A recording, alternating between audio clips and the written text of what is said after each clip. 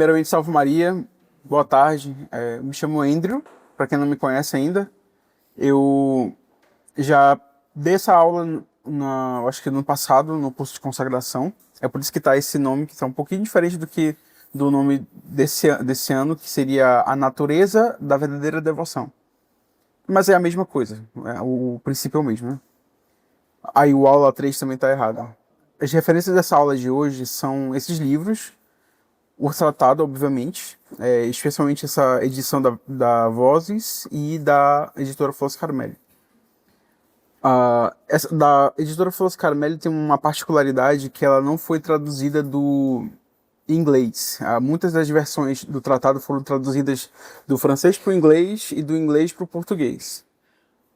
A da Flos Carmelli foi traduzida direto do francês. Então tem muitos termos que são um pouco mais precisos do que outros, um pouco mais deixam mais claro alguma ideia do que outra, né? O livro do comentário, que é esse livro aqui, ó, o comentário ao tratado. Se vocês forem ver o livro da Flos Carmelli, ele é só essa imagem do meio. Já o tratado tem a imagem do meio e mais os vitrais ao redor, que dá uma boa analogia do que é esse livro. Ele basicamente explica um pouco melhor a teologia, a história e um pouco da vida pessoal de São Luís relacionada com o tratado, com as partes do tratado. Eu usei também um pouco da biografia de São Luís para ajudar nessa aula. O livro do Padre Dayer, que é os exercícios preparatórios para a consagração. E o livro A Oração de Santo Afonso. Tudo bem? Então, para definir o que uma coisa é, a gente pode começar de duas formas, né?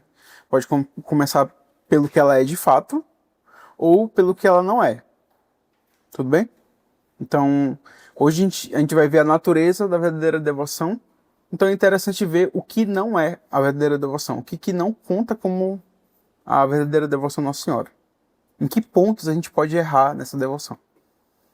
Então, o tratado define esses 7 pontos, que são os devotos críticos, os escrupulosos, os exteriores, os presunçosos, os inconstantes, os hipócritas e os interesseiros.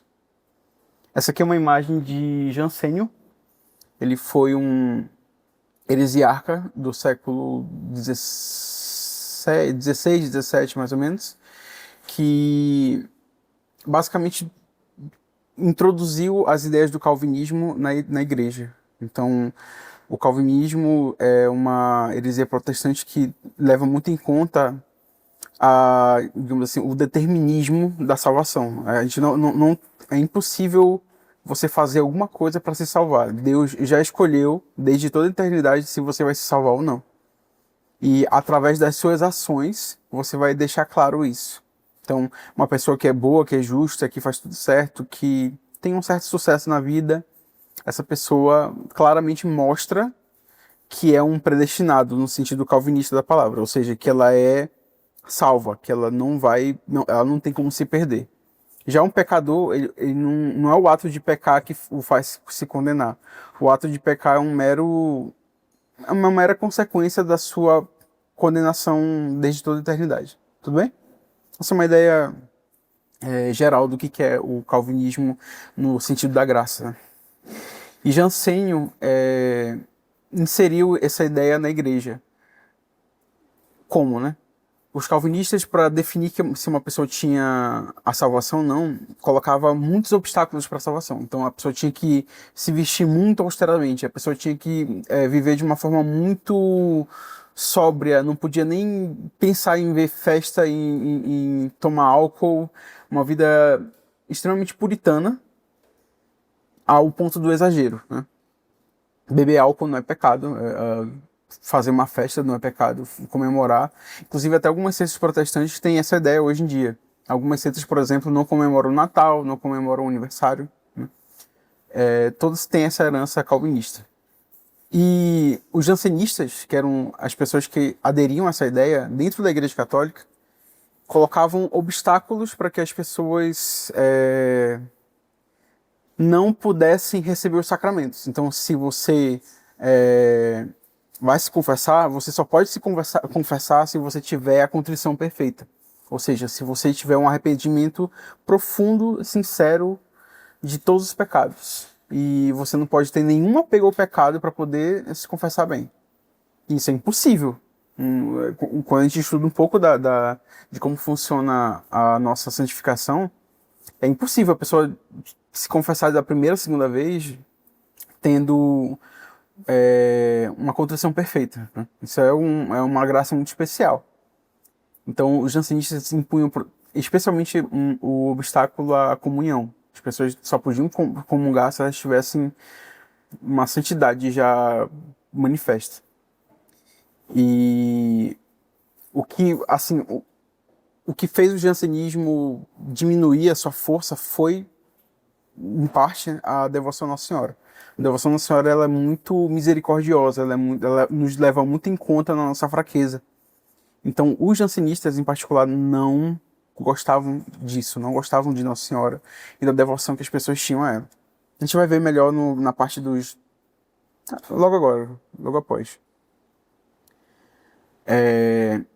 Então, se a verdadeira devoção não é aquilo que a gente falou, o que ela é? São esses 5 pontos que o tratado levanta, que ela é interior, ou seja, ela se opõe à devoção exterior e todas as outras falsas devoções. Ela é eterna, ou seja, ela se opõe à devoção crítica e à escrupulosa.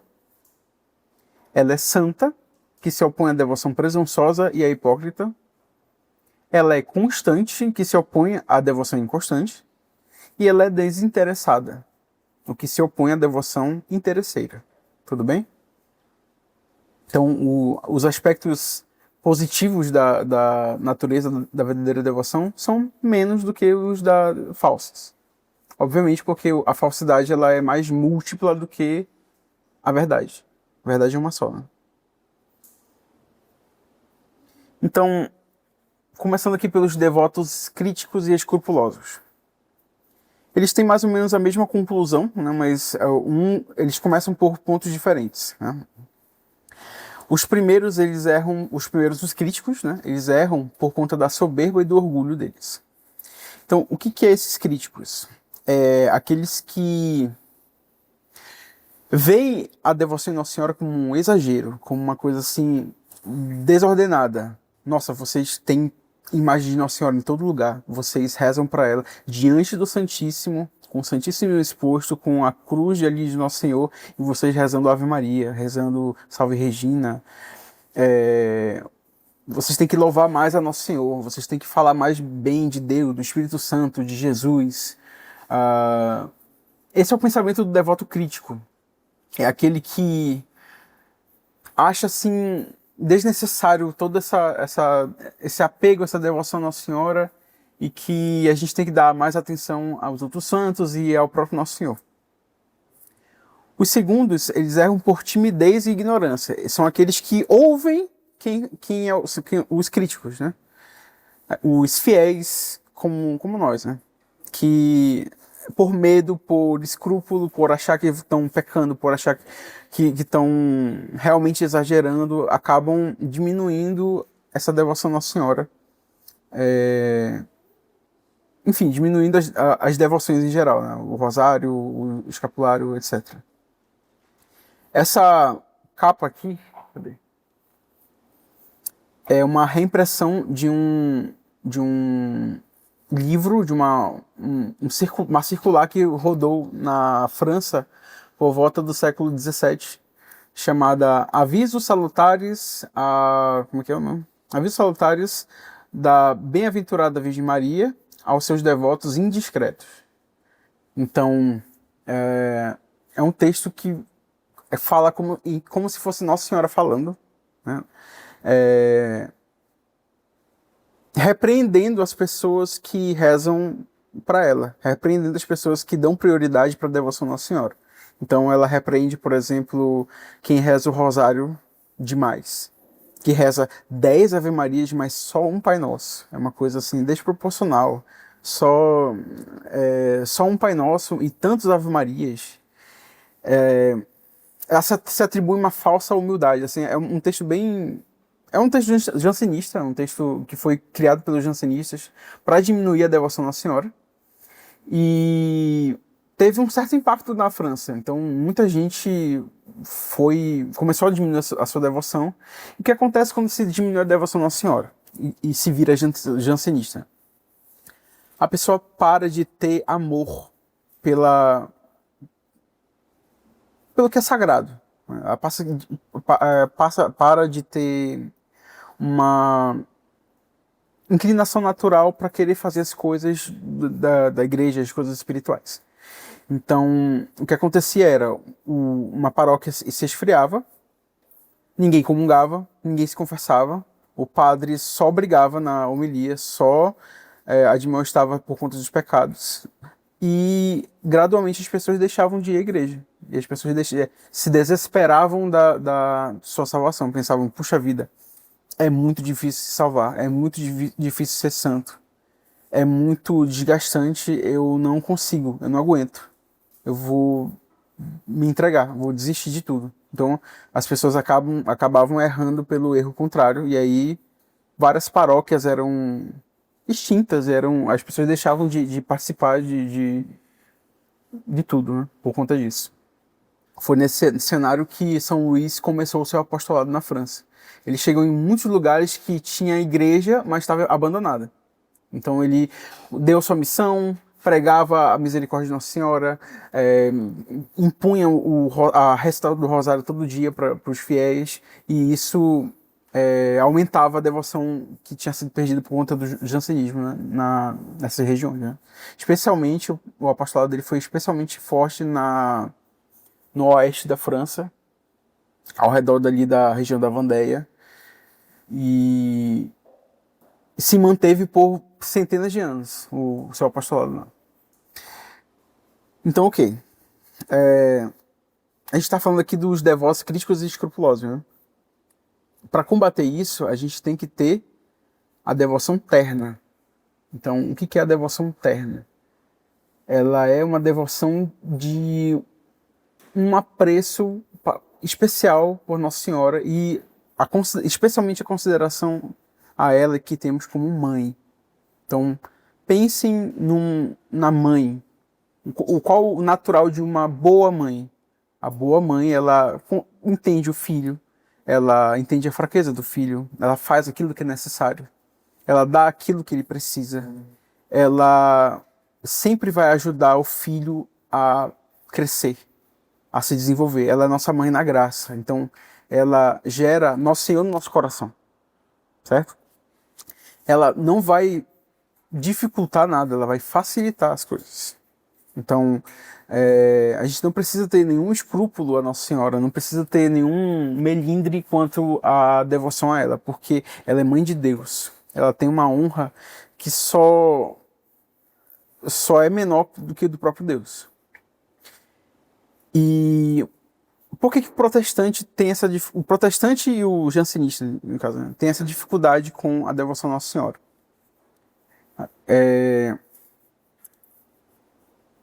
Para quem já foi protestante, quem já foi em igreja evangélica, eles sempre falam de Deus como se fosse um ser muito poderoso, como se fosse uma criatura assim que pode mover montanhas, que pode fazer tempestade se acalmar, que sabe que tem muitos prodígios e milagres associados à ideia de Nosso Senhor. Só que a visão católica ela não é exatamente assim. A gente não vê Nosso Senhor como um ser muito poderoso, ou um ser muito bondoso, um ser muito justo. Não é exatamente isso que o católico pensa. O católico pensa que Deus é bondade, ele é a justiça, Deus é a verdade. É muito mais do que isso. Tudo bem? Então, a ideia que os protestantes têm de Deus é o que a gente tem de Nossa Senhora. Tudo bem? É por isso que eles acham muito esquisita a devoção a Nossa Senhora. Porque eles não sabem o que é Deus. Eles não conseguem honrar bem Deus por conta da falta de devoção a Nossa Senhora. A gente precisa ter a devoção a Nossa Senhora para poder entender melhor o que é a grandeza de Deus. Tudo bem? É por isso que Deus fez os santos. Hoje é o dia de Todos os Santos. A gente honra mesmo aqueles santos que a gente não conhece, que, enfim, não foram canonizados, mas que estão no céu. E honrar esses santos é honrar a Deus, porque Deus é tão grande, é tão misericordioso, é tão bondoso que ele espalhou a sua própria divindade entre nós, através da graça, através do batismo, através dos sacramentos. Então, quem está no céu compartilha dessa glória de Deus, de certa forma. Claro que eles não são deuses, não são nem anjos, mas eles têm a visão beatífica, eles veem Deus face a face. Então, eles são muito grandes. Vocês entendem o que eu quero dizer? Assim, o protestante não tem essa noção de que não só Deus é a grandeza, mas que ele pode compartilhar e, digamos assim, como que passar um pouco da sua grandeza, um pouco, entre aspas, né? Uma parte dessa grandeza para nós que somos finitos, dele que é infinito. Tudo bem? Ok. Então, esses são os devotos críticos e escrupulosos.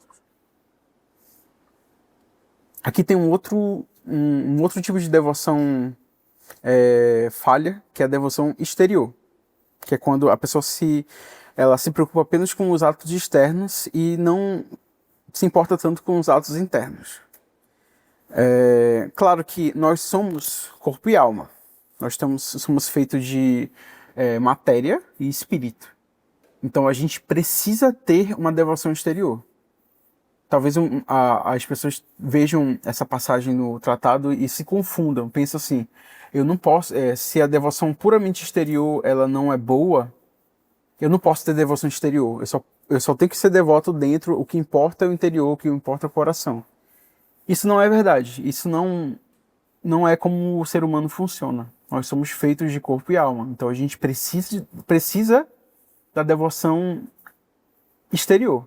A gente tem que rezar o texto, a gente tem que se ajoelhar, tem que ter uma imagem de Nossa Senhora, porque a nossa sensibilidade precisa disso, tudo bem? Como que a gente resolve o problema da falta de devoção interior? Porque a devoção exterior é fácil fazer, é por isso que existe esse problema. É fácil você simplesmente se ajoelhar, fazer um sinal da cruz para a imagem, rezar a Ave Maria, é tudo muito fácil. Mas ter esse amor à Nossa Senhora, ter essa devoção de fato de ver Nossa Senhora como mãe e de pensar nela quando tiver perigo, quando tiver tentação, isso é mais difícil. Como que a gente resolve isso? Vários padres que compartilham digamos assim, essa devoção mariana particularmente da verdadeira devoção, eles falam em fazer tudo com Maria, por Maria, para Maria.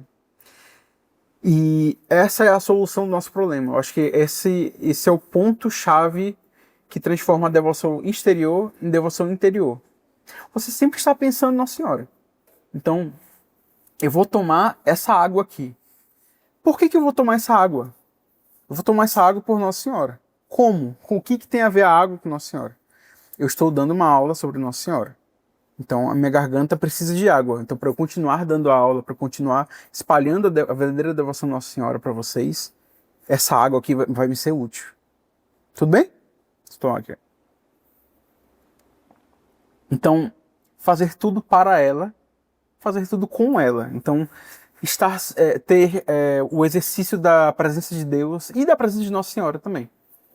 Isso que a mãe de Dom Bosco falava para ele quando eles se separavam, né? Dom Bosco ia fazer alguma coisa em algum lugar e Nossa Senhora desculpa. A mãe de Dom Bosco falava: "Lembra, meu filho, que Deus te vê. Deus sempre te vê." Então, fazer as coisas na presença dela, fazer as coisas por ela, pedindo a ajuda dela para fazer, porque a gente é incapaz de fazer tudo. A gente não é muito pouco.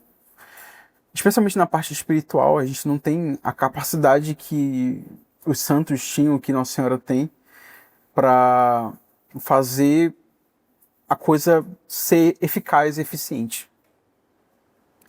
Então, em particular aqui, isso aqui é uma outra forma de falar de meditação. Então, A gente tem que fazer a nossa oração vocal, falar certas orações, mas a oração mental, ela é primordial na nossa vida espiritual. E primordial para a gente criar essa devoção interior. Esse recolhimento, como que eu estou aqui no mundo, mas eu não pertenço a ele. Eu estou sempre pensando em alguma coisa do céu, sempre pensando em Nossa Senhora, sempre pensando em Deus. Meditando todo dia, pelo menos uns 15, 20 minutos. Isso ajuda bastante a florescer essa devoção interior em nós. Sem deixar de levar em conta a devoção exterior, tudo bem? Outra devoção ruim, né, é a devoção presunçosa e hipócrita. É uma devoção que a gente vê que, assim, é muito comum entre católicos, digamos assim, normais, ordinários, digamos assim, ou católicos na sua maioria, né? Eles têm uma devoção à Nossa Senhora, veem com muito apreço Nossa Senhora, tem uma certa ternura, mas eles vivem como se Deus não existisse. Tem uma vida de um hábito a um pecado, um apego a algum tipo de pecado, ainda que venial, mas às vezes é mortal, né? A pessoa tem essa inclinação, ela não deixa ela não se desgarra desses hábitos ruins. Então, por que a pessoa faz isso? Como que a pessoa consegue conceber na sua mente, ao mesmo tempo, a devoção à Nossa Senhora e o pecado? É muito simples. Essa pessoa, ela é presunçosa. Ela sabe que o que ela está fazendo é errado. Ela sabe que o que ela está fazendo vai levar para o inferno. Mas ela pode pensar, ela pode, por algum motivo, saber, né, por exemplo, que a devoção do escapulário promete aos seus devotos que a pessoa não vai para o inferno. Então ela vai pensar, puxa vida, esse aqui é a minha salvação, vou usar esse escapulário e viver a vida como eu quiser. Que eu sei que eu não vou para o inferno porque eu tenho essa promessa aqui. E esquecem, por exemplo, que faz parte da devoção ao escapulário a castidade, por exemplo. Então, ou então, por exemplo, a pessoa fez a devoção dos 5 primeiros sábados, fez a devoção das 9 primeiras sexta-feiras do Sagrado Coração. Essa devoção em particular promete que a gente não vai morrer sem os sacramentos. Então a pessoa pensa assim, puxa vida, eu tô garantido, eu vou me salvar no fim. Portanto, eu vou viver minha vida como eu quiser. Então na hora da morte eu consigo me resolver, digamos assim. E isso é uma devoção presunçosa. A pessoa presume que ela tá salva já. Tudo bem? Aqui eu coloquei o exemplo de Lutero, né? Lutero que falava que o pecar é um ato de fé. Porque se Nosso Senhor morreu pelos nossos pecados, a gente tem que estar, digamos assim, tranquilo de que nosso pecado está perdoado. Se a gente não está tranquilo que nosso pecado está perdoado, a gente não tem fé. Então, para ter fé tem que pecar muito. Crê e peca muitas vezes. Entenderam a lógica demoníaca? É essa a ideia que Lutero tinha. De que você não, se você está duvidando da sua salvação, é porque você está duvidando que Nosso Senhor te salvou e perdoou os seus pecados. Uma coisa assim completamente demoníaca. Então, tem um outro tipo de devoção que é a devoção hipócrita. O presunçoso, ele é aberto, ele é público, ele faz as coisas para que todo mundo veja, tudo bem? Ele não tem problema nenhum de pensarem mal dele. Já o hipócrita, ele é um pouco melhor, porque ainda pensa na imagem dele. Ele não quer dar uma imagem de pecador. Porém, a sua vida interior, a sua vida particular é podre, é de pecado. Essa pessoa ainda tem esse apego ao pecado, porém, não é público, tudo bem? Esse é mais difícil de tratar, apesar de ser um pouco menos pior.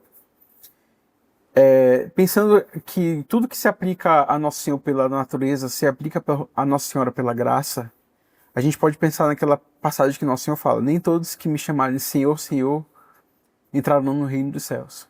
Então, gente pode pensar isso de Nossa Senhora também. Nem todos que me chamam Senhora, Senhora, entrarão no meu reino. Tudo bem?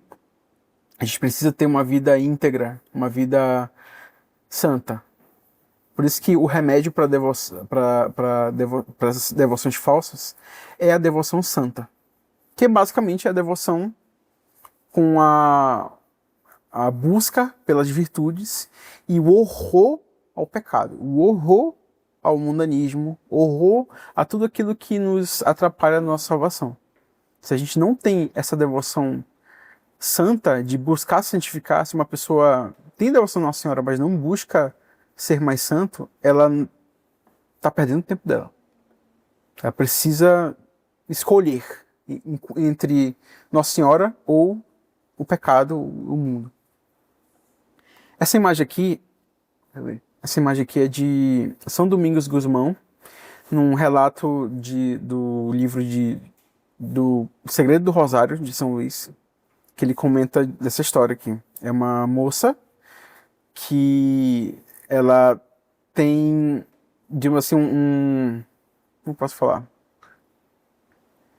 Tem uma pessoa muito próxima dela que eles cometem pecados juntos. Tudo bem? E aí tem uma outra pessoa também, uma terceira pessoa, que gosta dela, mas que descobre essa situação. E aí, num ataque de ódio, num ataque de fúria, ele mata essa moça. E corta sua cabeça e joga a cabeça dentro de um poço. Só que essa moça não morre. A cabeça dela continua viva por alguns dias.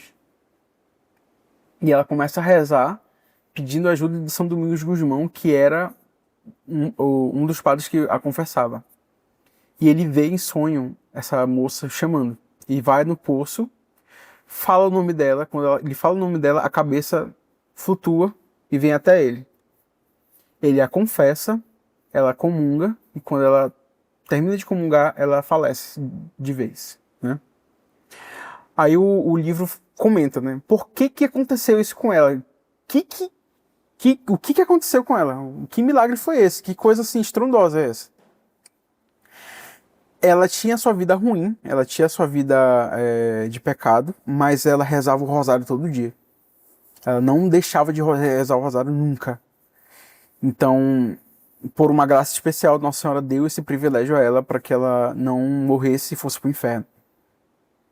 Mas a gente não pode contar com isso, tá bom? A gente tem que rezar o rosário todo dia, mas isso aqui foi por uma causa especial, né?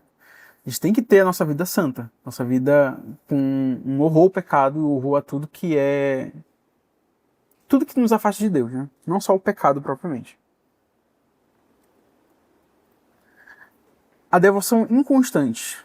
Essa aqui é comum entre as pessoas que já começaram a sua vida interior, já têm esse horror ao pecado, já estão deixando de pecar mortalmente, mas ainda não tem essa firmeza moral para ter uma devoção diária. Então elas têm uma dificuldade de rezar o terço todos os dias, têm uma dificuldade de rezar a penitência do escapulário ou alguma coisa do tipo. Elas fizeram alguma promessa a Nossa Senhora, na consagração a gente faz, né, as promessas, mas ela deixa de cumprir alguma coisa. Então, como está escrito aqui, é preciso ter em mente a fraqueza e a debilidade da nossa vontade para atingir o bem, e que a perseverança é a nota marcante da verdadeira devoção. Então, um dos sinais de que a gente está no caminho certo é a nossa perseverança. Porém, isso é muito difícil, isso é muito além da nossa força como ser humano. A gente não tem essa força toda de, por nós mesmos, sermos constantes na devoção. Então a gente tem que pedir essa graça. Tudo bem? Tem graças que são muito difíceis e que Deus só dá quando a gente pede. Então é por isso que no rosário, no último mistério, a gente reza, a gente pede, por exemplo, a perseverança final. O que é a perseverança final? É a perseverança, é a devoção constante, a gente perseverar na nossa devoção até o fim da nossa vida. Tudo bem? Coloquei essa imagem de Nossa Senhora de Guadalupe porque ela está vestida do sol e está pisando a lua. A lua, o insensato é como a lua. O provérbio fala.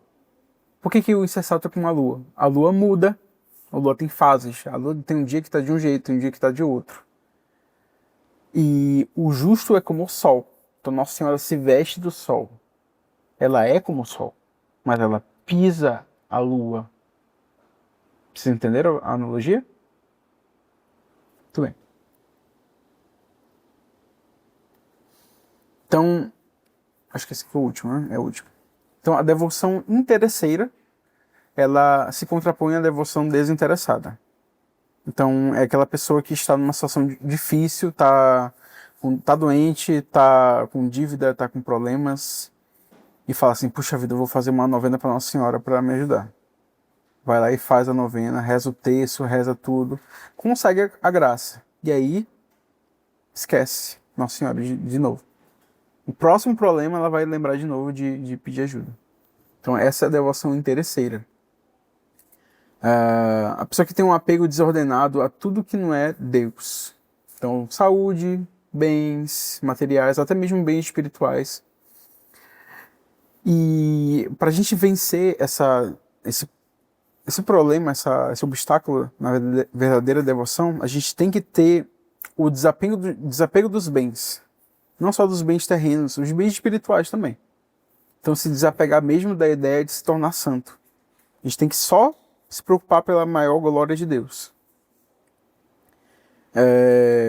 Sem esperar nada em troca.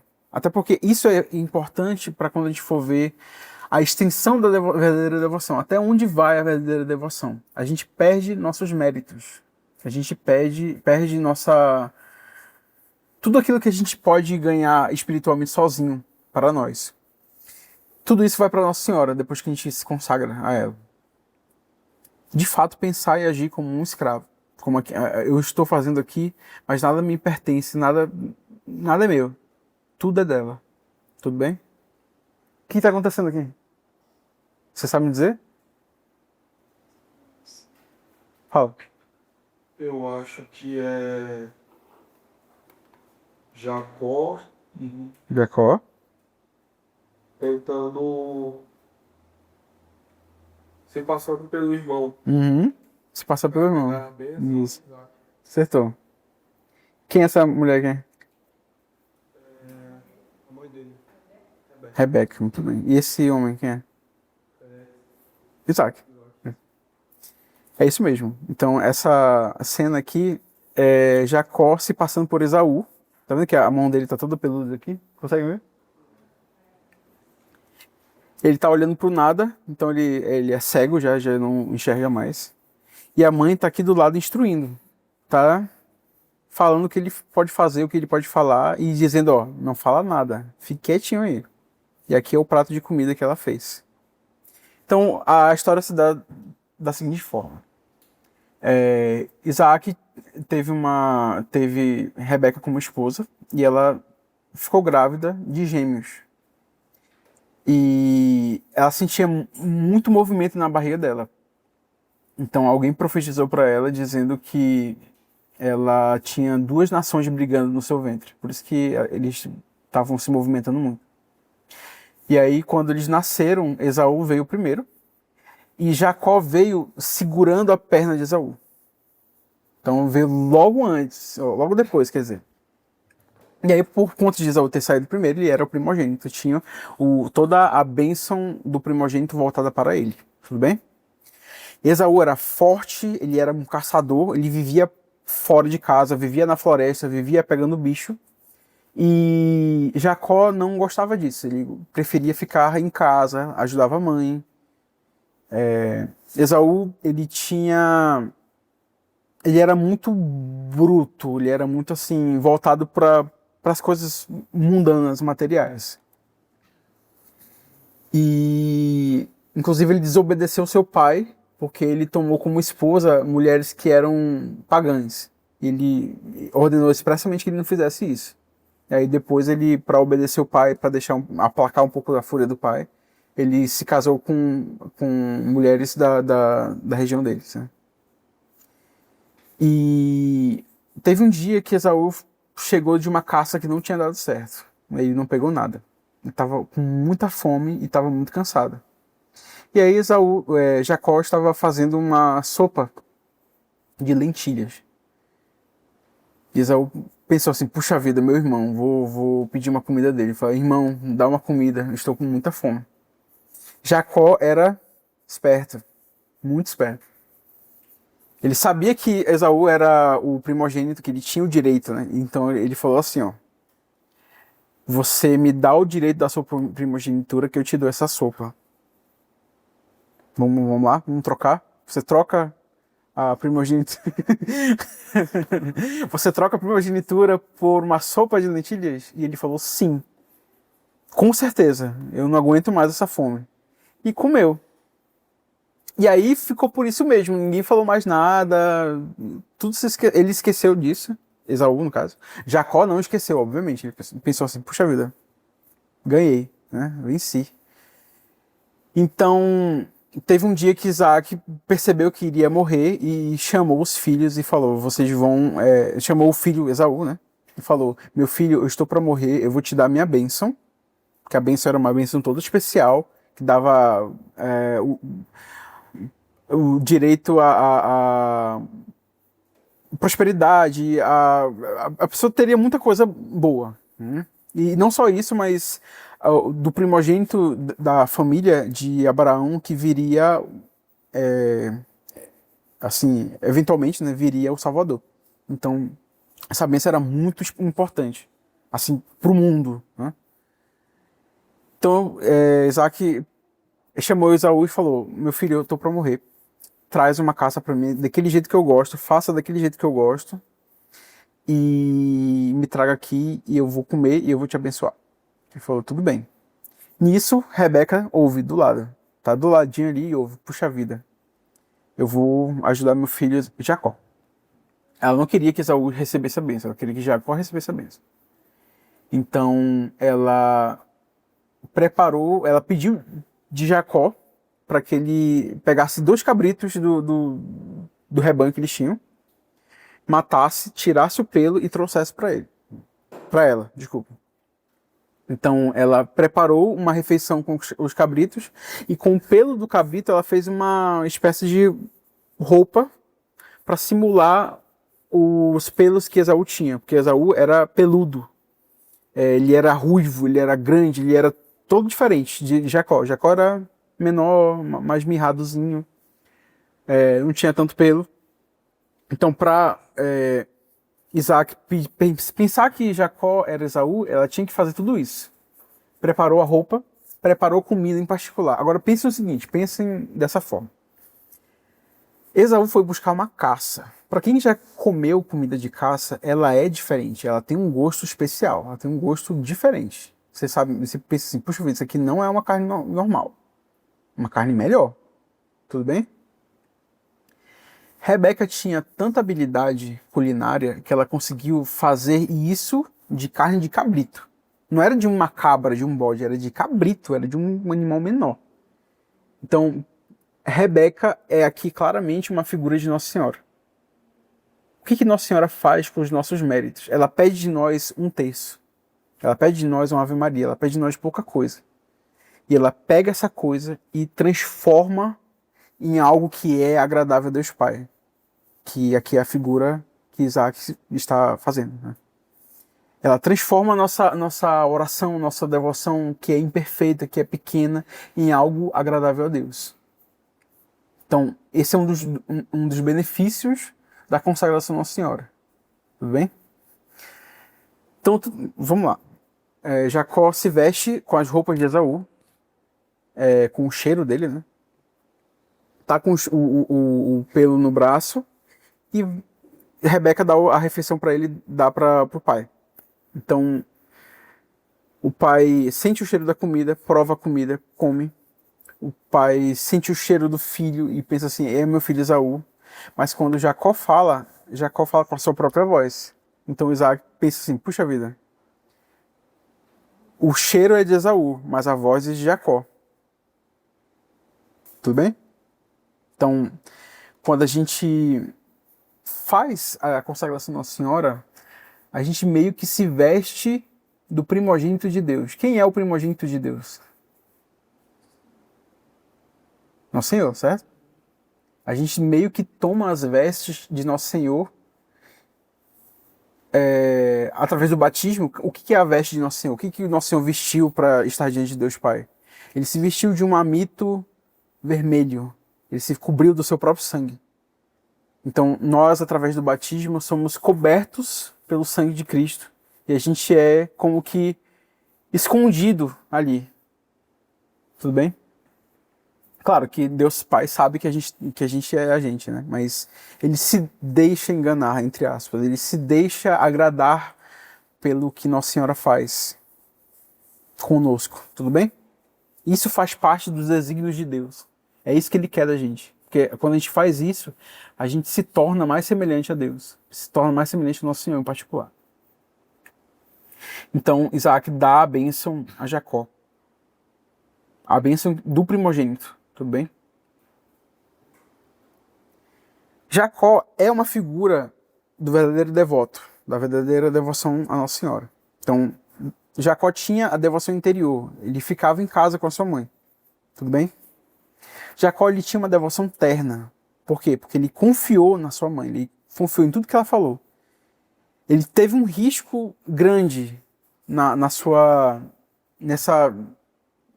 operação, nessa situação toda. Se o pai percebesse que era Jacó, ele podia receber uma maldição enorme. E aí ia ser pior do que não receber bênção nenhuma. Mas ele acreditou na mãe. Ele confiou na mãe. Jacó teve uma devoção santa. Por quê? Porque ele fugiu da ameaça de morte. Logo depois que ele recebeu a bênção, Esaú chegou lá e falou com o pai, deu a carne, e o pai falou: puxa vida, meu filho, seu irmão recebeu sua bênção no lugar. Pega aqui uma bênçãozinha um pouco inferior, que não é tão boa, e você vai servir seu irmão. Você vai ser o servo do seu irmão. Esaú ficou uma fera, ficou completamente transtornado. Foi atrás e falou: eu vou matar esse homem, eu vou matar meu irmão. Não tô nem aí, vou matá-lo. E a mãe percebeu o que iria acontecer e falou: Jacó, foge, vai embora. E ele foi. Então, isso é uma figura da devoção santa, porque essa é a coragem dos santos. A coragem dos santos é fugir do pecado, fugir do mal, porque pior do que morrer fisicamente é morrer na alma, ter a morte espiritual, que é gerada pelo pecado mortal. Tudo bem? Jacó também teve uma devoção constante. Depois que ele fugiu, ele foi para a região de Labão, que era seu tio, se eu não me engano. E ele se apaixonou por Raquel. E Labão falou assim: você vai trabalhar por 7 anos e aí você vai casar com Raquel. Tudo bem? E foi lá e cumpriu o que Labão disse, o que ele pediu dele. Quando chegou para casar, quando levantou o véu da noiva, não era Raquel, era a irmã dela, Lia, a irmã mais velha. Aí ele, na última hora, de jeito bem malandro, né? Falou assim: ah, puxa vida, esqueci de te falar, mas na nossa família a gente não tem esse costume de casar a mais nova primeiro. Tem que casar a mais velha e depois casa a mais nova. Aí ele, puxa vida, tá bom. E ele continuou lá, trabalhando, sem receber a graça que ele queria, por mais 7 anos. Ele demorou 14 anos para poder casar com Raquel. Tudo bem? E valeu a pena, porque foi de Raquel que veio José do Egito. Foi ele que ajudou a salvar toda a família alguns anos mais tarde, né? Então, a constância que a gente tem consequências que a gente não espera, que a gente não sabe o que vai acontecer no futuro. Vocês entendem o que eu quero dizer?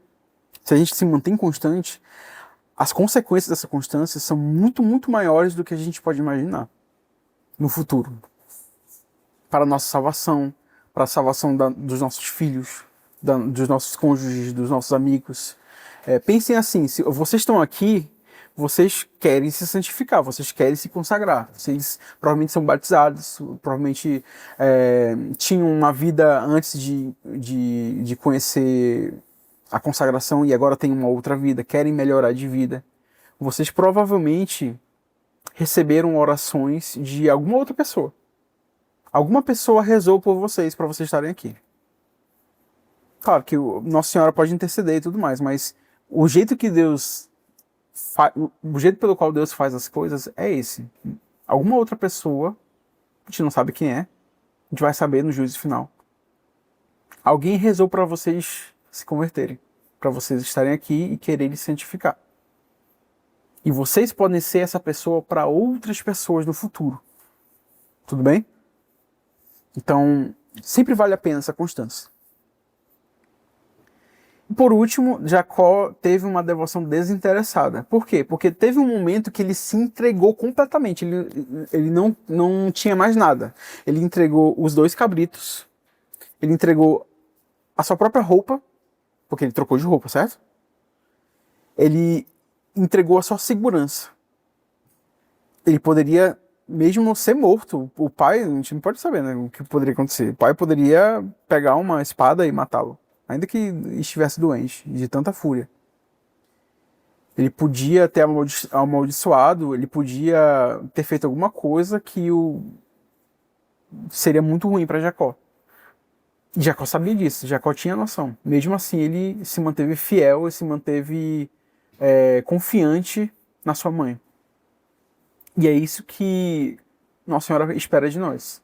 É isso que a consagração a Nossa Senhora permite que a gente faça, que a gente se entregue plenamente. Porque, como eu vou falar agora, né? A consagração a Nossa Senhora é uma constatação da nossa pequenez, da nossa dependência a ela. E é um ato de servidão voluntária. A gente voluntariamente se põe numa posição que a gente já está, que é a de servos. Nós somos servos de Nossa Senhora. Ela é rainha. Ela é rainha do céu e da terra. Tudo que existe é servo dela. Só que a gente se entrega voluntariamente para isso. A gente entrega tudo que a gente tem. A gente entrega todo o mérito. Então, quando a gente reza, quando a gente faz um ato de caridade, algum ato de misericórdia, a gente tem o mérito daquele ato. A gente tem como que um prêmio, como que uma moeda ali espiritual, um valor a mais do que a gente faz. Tudo bem? E aí, quando a gente vai acumulando esses atos e esses atos de devoção, atos de caridade, a gente vai gerando uma espécie de tesouro, uma conta bancária espiritual, por assim dizer, que vai acumulando esse mérito. Então, quando a gente peca, a gente perde tudo isso. E a gente tem que recomeçar do zero depois. Quem é consagrado Nossa Senhora não precisa se preocupar com isso. Claro, é bom não pecar. Não pense, não levem isso em conta. Mas se Deus nos livre acontecer algum problema e que vocês pecarem mortalmente, o tesouro que vocês acumulam não se perde. E mais, esse tesouro ele é como que melhorado por Nossa Senhora. Ele recebe um tratamento especial para chegar à presença de Deus. Tudo bem? Então imagine o seguinte, imagine que vocês querem dar uma maçã para professora, pensando no contexto de escola aqui. Eu quero dar uma maçã para professora. Eu chego com a minha mãe e falo, mãe, dá essa maçã para professora, por favor, porque a senhora tem um contato ali melhor, adulto, tal, tudo mais. Ela não vai só pegar a maçã e dar, ela vai colocar numa embalagem, vai colocar um laçozinho, vai dar uma polida ali, pode colocar uma uva junto, pode colocar uma banana, pode fazer uma cesta. A mãe pode fazer um monte de coisa, a mãe é mãe, né? Então, ela pode fazer muita coisa que vai melhorar muito o presente sem deixar de ser o que a gente deu. Entenderam? É isso que Nossa Senhora faz. Nossa Senhora pega os nossos méritos e coloca numa bandeja de ouro. Tudo bem? Então, vamos só tentar lembrar aqui como que funciona a consagração, né? No Concílio Nacional de Sens, de 829, todos os fiéis devem procurar a se lembrar constantemente dos compromissos e das promessas que eles aceitaram em relação a Deus no seu batismo. O que consiste a consagração é renovação das promessas do batismo. Tudo bem? Ah, mas eu não lembro que eu prometi que eu era criança, sei lá, era bebê. Tudo bem, então você vai renovar o que os padrinhos falaram no seu nome. Tudo bem? Renunciar a Satanás, as suas obras e as suas pompas, renunciar a tudo que é errado, tudo que é ruim e abraçar Nosso Senhor. Em particular, os nossos três grandes inimigos, que é a carne, o mundo e o demônio. Tudo bem? Tá, isso que eu já falei, né? Então, o que a gente dá quando a gente se consagra a Nossa Senhora? A gente dá o nosso corpo, que é nosso bem imediato, certo? Todos os sentidos, então a visão é de Nossa Senhora, o nosso tato é de Nossa Senhora, a nossa audição é de Nossa Senhora. Então a gente tem que, a partir do momento da consagração, ter um cuidado especial com o que a gente vê, com o que a gente ouve, com o que a gente toca, com o que a gente prova na língua, tudo bem?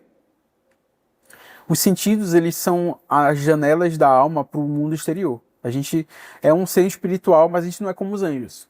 Nós não percebemos a coisa pelo ser da coisa. A gente percebe a coisa usando a nossa inteligência através dos sentidos. Tudo bem? Os sentidos que são nossa janela para o mundo. Então, guardar nossos sentidos é primordial para que a gente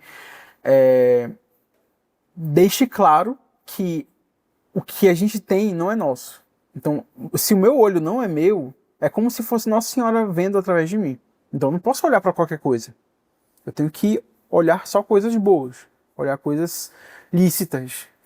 Se o meu ouvido é o ouvido de Nossa Senhora, então eu tenho que ouvir coisas boas. Eu não posso ouvir blasfêmias, nem coisa ruim. Ah, mas é inevitável no mundo de hoje em dia. Tudo bem, é inevitável. O que é inevitável não dá para evitar. O que é evitável, a gente evita. Tudo bem? Então a gente tem que fugir das ocasiões de pecado, fugir do lugar que a gente sabe que não vai vir nada de bom.